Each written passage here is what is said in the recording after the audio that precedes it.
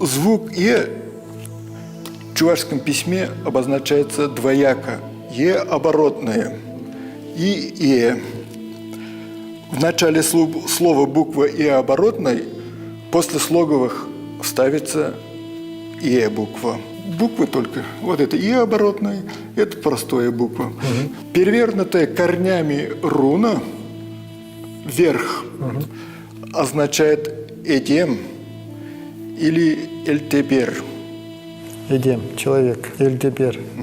Является символом сбора единения, объединяющий род, народ.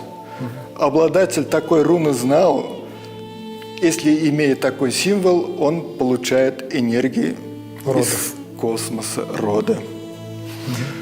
Другое значение этой руны – это руна-символ вечной жизни.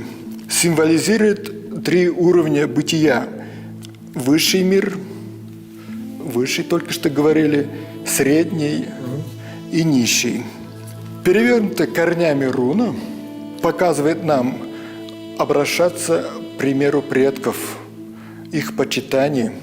То есть они в итоге вот соединяются. То есть если вот Эдем получается, да, это сначала божество, это земля, а в итоге вот объединяется в единую, которая связывает все вместе.